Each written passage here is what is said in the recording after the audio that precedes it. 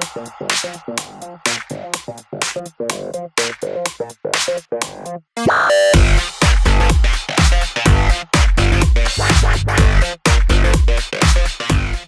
went to school smelling like Aluca Parante every day. What's the most ridiculous comment that you've heard? That I was getting a divorce and pregnant at the same time. Chicken suck. Chicken what? Sunny, thank you so much for coming to the 5th episode of ScoopWhoop Down Hall. Thank you. We're extremely excited and thrilled to have you here. I think you're one of our favorite internet celebrities. I think everyone at ScoopWhoop is a huge fan of Thanks, guys. your work. I wanted to sort of understand from you and take you back to your growing up years. You grew up in Sarnia, Yeah. which is a small town in Canada. Just take us through some of those years. How was it growing up in, and from what I understand, you grew up in a traditional Sikh household. What was that like? I went to school smelling like Aluca Parante every day until the day I was like, okay, Mom, no more Indian food in the morning. But I think I had a very typical, like childhood. I played a lot of sports. I was a bit of a tomboy. I made forts, not, princess castles. I think I had like a pretty normal childhood, I guess you could say. I mean, I'm sure in India it's all madness, right? We all saw what happened in Kerala. I think you went there for guest appearance and people went berserk and there was chaos all over. But when you go to LA, I think things are calmer and more peaceful, I'm guessing. Yes. What do you enjoy more? Is it the madness that you find in India, or is it the calmness that you find in LA? I think I have, the best of both worlds when this gets so crazy, and it's amazing. I love every single day that I can work here. I think that India is one of the most amazing countries to do business in, to start a business. For all you guys are all really young. This is it, if you got an idea, if you have something you want to do it now, because soon everybody will be hip to the game, and they'll be creating these things, and you wish you would have done it a long time ago, because it's such an amazing market. But in America, I get to go back and I drive my own car, I do my own groceries, I clean my own house. We do, both my husband and I, we do everything together. Tell me something. You decided to come to Big Boss, and from what I've heard, you initially turned them down, and then you finally said yes. Were you prepared for the kind of love that you got after Big Boss? Oh, absolutely not.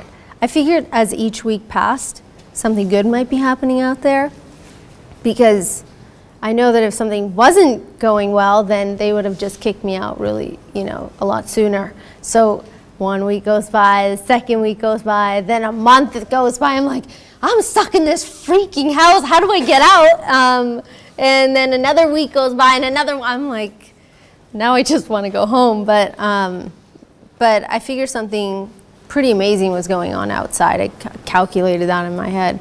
And when I got out, I think the weirdest moment was the first fan interaction. This gentleman comes up and he said, can my daughter take a picture with you? And I thought he was going to bring an adult to me, but he brought this young girl. And then the auntie came, and then the mom came, and a baby came, and all these people came up to me. I'm like, dude, why do you guys want a picture with me? This is weird. And why are you handing me your baby? This is insane.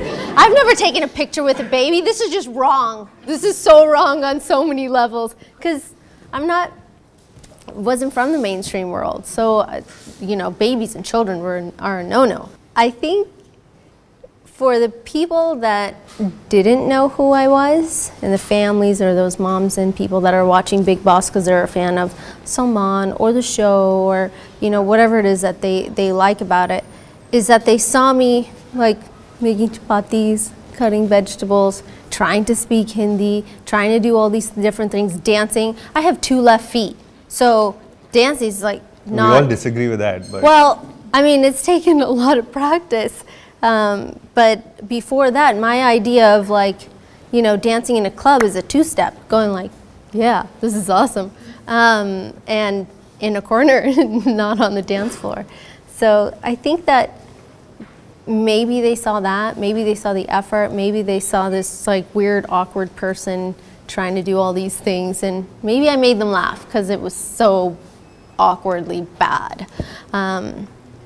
So that's my angle. But on Big Boss, I think someone from the audience has a question. Ishan, yeah. Hey Sunny. Hi. I hope you're having a great time at ScoopWhoop. I am. It's only been like 4 or 5 minutes. Yeah. That's awesome. Too early. All right, so you were talking about Big Boss's house and how crazy it was. How much of Big Boss was real? I mean, Dude, it's all how real is it? Dude, it's crazy. It's like, getting stuck in this room with each other, but no phone, no computers, no whatever's going on over here, and no access to anything. You guys would end up, pulling each other's hair out. We already do that. We spend 8 hours with each other every day. Exactly. Now, we're can you already there. imagine not being let out and going home?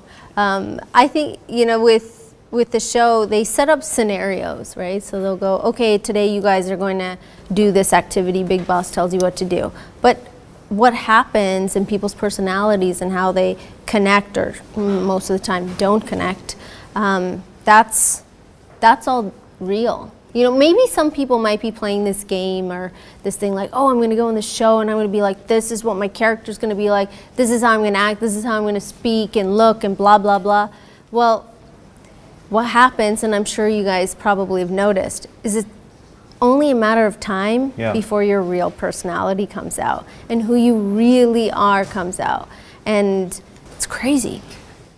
So, my follow-up question to that also is that, as a celebrity, you're always in the public eye. And with all the love also comes a lot of hate. As a celebrity, how do you deal with that? Is there an imaginary wall that you've created around you where you will only let certain things sort of come and affect you? Or just like the rest of us, you're also human and sometimes hate gets to you? Absolutely, I'm human and it does get to me. If I start reading it naturally is going to affect me. But then I sit there and I go, this person, let's just run through the process, right? He's gone to my social media page, whatever it is. He's now gone through how many tweets or Instagram posts. Then he's then analyzed what I've said. From analyzing what I've said, he's now trying to figure out what he's going to say. So now he's typed it out. Then he's double checked it, spell checked it, make sure that whatever he said is like, that's it, that's gonna really hit home for her. Then he posts it, and then what does he do? On my social media page, he starts doing this for the little scrolly thing to see the comments, right? You have to keep doing that to see what people start commenting. Yeah. So can you imagine, that's like a great fan. That's amazing. That's kind of how I see life. I sit there and I analyze that negative, and in my head, I have to turn it into something different or a positive or, something that makes sense to me. So all those people there's this like Howard Stern statistic that he was given. The people that watch Howard Stern would watch it for an hour. The people that hated Howard Stern watched him for 2 or 3 hours. Why? Because they were curious to see what he would say. No, but sometimes hate also comes from people who are in a position of influence or power. Yeah, a lot of times these ridiculous comments get made every time there is an incident that happens that directly or indirectly, this is what is leading to that. What is your take on that? And we all know it's ridiculous, but when it comes from a general user, you can say there is trolling, but when debates are happening on prime time, when the front page says a certain thing, what is your immediate reaction like, and how do you deal with that? My immediate reaction is that news channel really thought that this was newsworthy? Seriously? Are you guys out of your mind for posting this? I mean, I know they want to get viewers to their sites or their channel or get people to watch their show, but that's what you find newsworthy? Why not give clothes to the kid on the street that doesn't have it? Yeah. Why don't we talk about that? Or why don't we talk about the air here or the air in Mumbai, or how do we clean our city up? I mean, why can't we talk about these things on the news and figure out how to make everything around us a little bit nicer, a little bit better, and be able to feed people or help people. What's the most ridiculous comment that you've heard or gossip about you that you've heard? That I was getting a divorce and pregnant at the same time. At the same day. I'm like, this is interesting. And then my mother-in-law calls and says, do you guys have something to tell me? Yeah, that was pretty funny. Yeah. Akansha here has a question. Hi. So basically, my question was, I've seen you being very graceful in situations where anyone else would have probably lost their composure, like that interview with Bhupinder Chawla. So how do you maintain that cool? Like, I think even people from entertainment industry wouldn't be able to be that calm with questions like that. The best thing that you can do is just stand your ground and stay strong. Don't let that person get the best of you, because if he got the best of me and made me feel like I should leave or made me feel like I should lose my cool, then that just solidifies everything that he's saying. It makes him in the right instead of him in the wrong. And I mean, I had no idea. I thought, like, after one question, okay, fine, this is going to end now. Oh my gosh, he's asked me another one. Oh, okay. Now it's another one and another question, and it gets worse and worse. But there's nothing, I feel that it's better to face it than run away or step away. And you can always face bullies, and you can always face mean people or people that want to put you down in a way that will get the message clear that it's not okay, and I believe in kill 'em with kindness.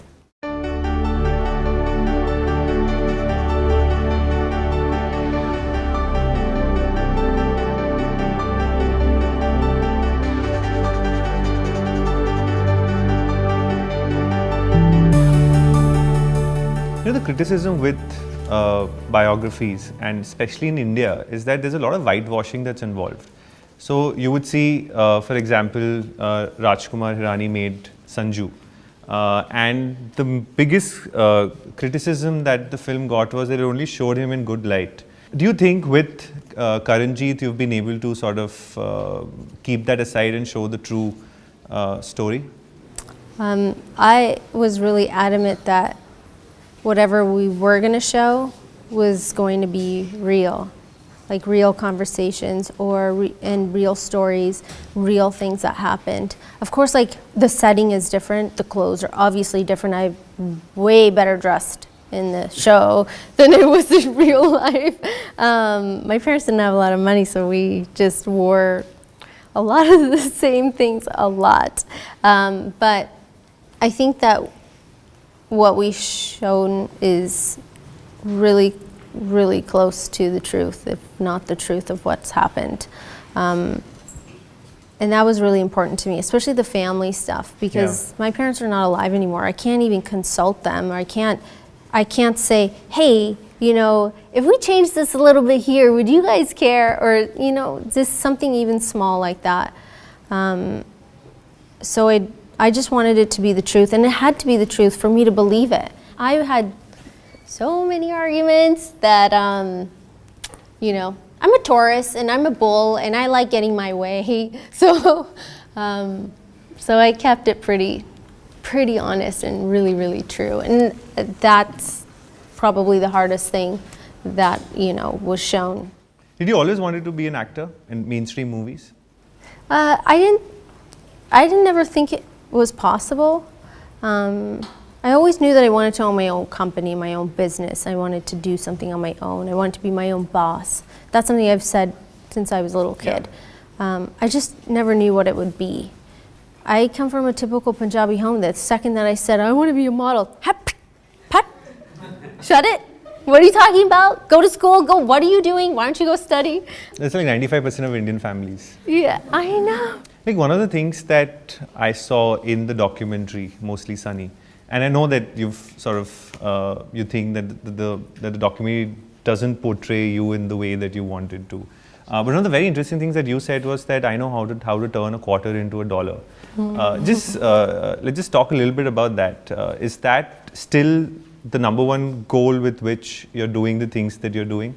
I love numbers, and I'm sure you guys are here, so you guys deal with a lot of numbers as well, watching, how many people are liking things, looking at things, how many hits are going on what page, and what people are, looking at and analyzing it, how much time they're spending on the first page of the site versus getting into it. So all those things were extremely they're so fascinating to me, watching numbers, watching things grow. And I believe in steady instead of this, because this is what builds good foundations, and this is what causes crashing. That's my personal opinion. But at what point does money become irrelevant and you're not doing things for money anymore? When you have so much of it that you just don't care. I don't know. But that's never, right? That's never. You know what? A lot of people here don't like talking about earning an income and making a good living. I think that there's a fine line of working really hard and being proud of what you've done to maybe not working so hard, and along the way, families have, here there's a hierarchy system in families and businesses, and the son takes over, daughter takes over, all these different things. But there's that may be 0.5% of this country or 1% of this country. But the rest of everybody has to work really, really hard. So I don't know why there's this thing that, we shouldn't talk about making a good living or wanting a nice car or wanting a nice house or providing for my family. I have 3 kids.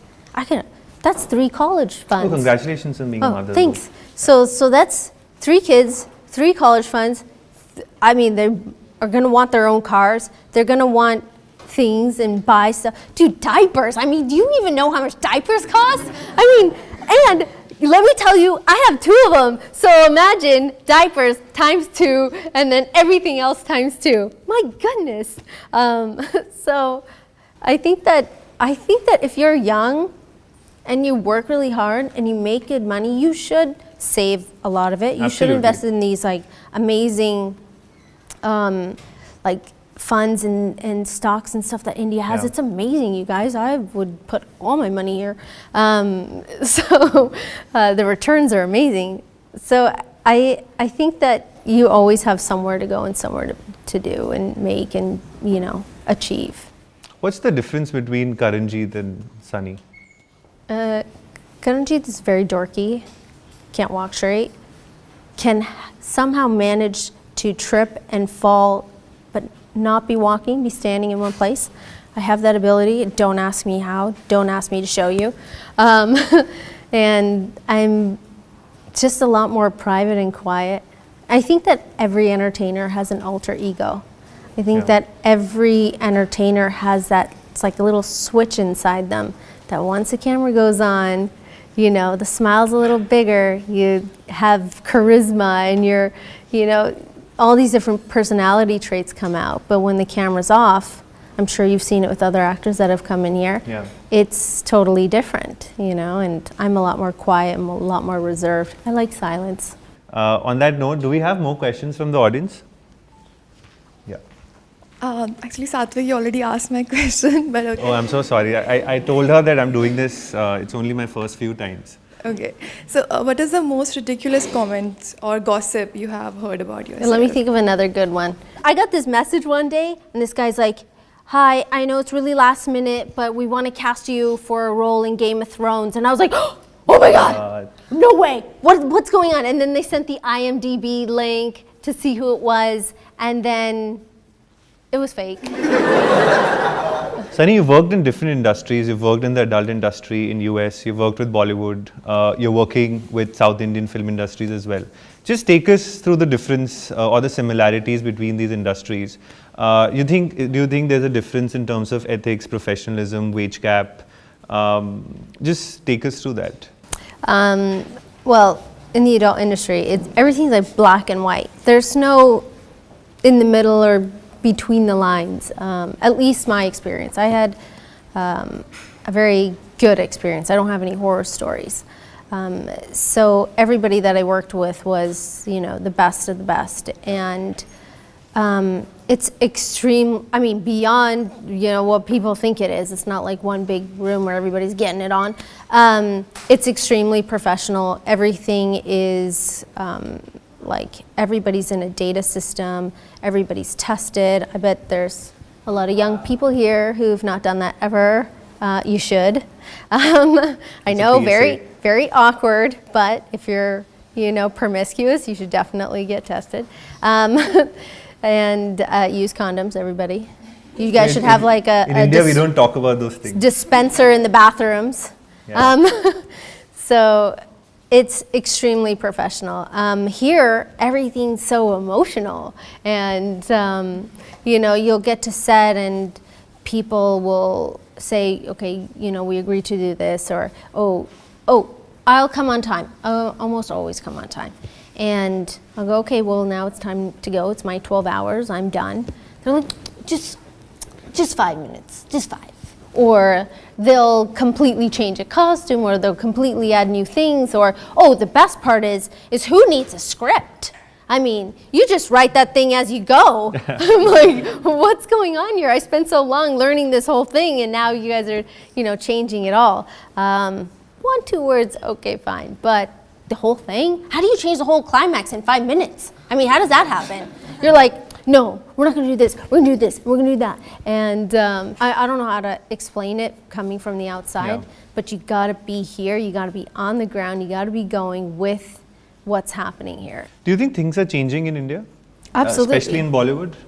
I think that there's a lot of things that are changing. I think the idea that our consumer is not intelligent is slowly going away. Yeah. And I've been saying this for so long. I'm like, our consumer is so smart. Why do you think that they want to see the same thing over and over again? I mean, you guys probably, watch more Netflix shows than you do, going to the movies. I don't remember the last time I went to a theater to see to see a Hindi movie. Right. I'm watching it on digital platforms, which is why when Z5 wanted to launch, the show and put it on a digital platform, we thought, great, why not be on the forefront of this instead of on the back foot of it, and jump on when everybody else is there. So I think that India has changed so much all over. It's incredible. Yeah. What's next for Sunny? Well, I have my own cosmetic line, ladies, if you want to check it out. Guys, if you want to buy something for your girlfriend, your wife, your sister. But I launched that this year. I'm so excited because it's like, I've been wearing this all day. He just put more on earlier, and I've been wearing it since this morning. So that's good. So this is a branded video, guys, just to be right. absolutely You clear. can cut it out later, but as long as you remember and you go look it up later, that's all you are. You can cut it out of the video. And what is it called? Sunny? Starstruck. Starstruck, okay. And I'm also going to be shooting my first film under my production house this year, by the end of this year, early next year, which I'm really excited about. So that's like really exciting. There's so many things going on. That's like the two really cool things. It is a ScoopWhoop town hall tradition that after we do all the important conversations, we do something silly. Okay. I see chits. Yes. Has Okay. your Hindi improved over the last 8 totally. years? So we're going to test that. All right. So we have words in Hindi here. You have to tell us what do they mean in English. This is like an exam, you guys. It's very weird. What the? Do you want me to? Doomrapan?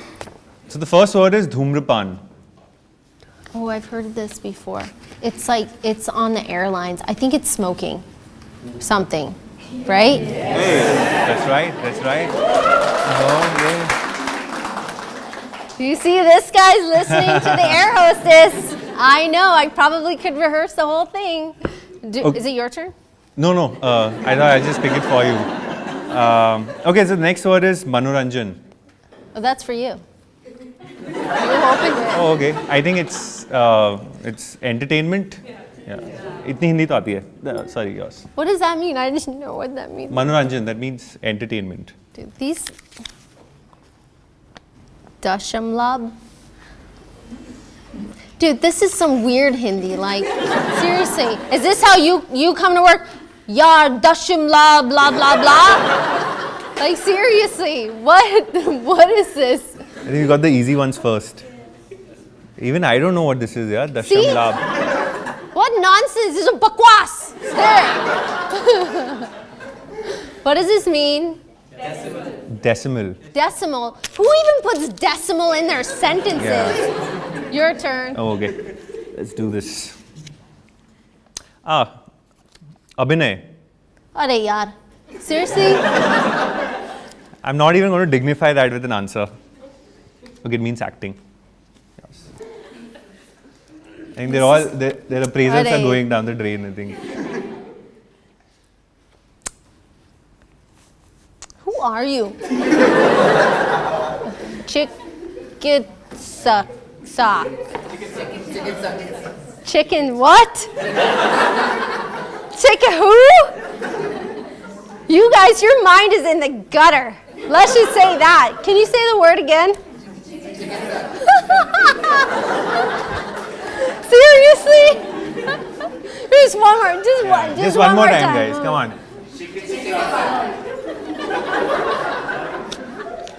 I don't know, but what does this mean? Doctor. Someone's gonna need a doctor if they do any of this. You know the best word of today? Chikitsak. This I'm gonna steal. Hey, Daniel, did you make sure you call the chicken sick? Oh my God, I'm taking this home so I don't forget. Okay, Sunny, thank you so much. Thank you. Absolute pleasure to have you here. Thanks a lot. Guys, can we give her one more massive round of applause, please? Hey guys, I'm Sunny Leone, and if you liked what you saw, you can like, share, subscribe to ScoopWhoop. Chakte Fatte.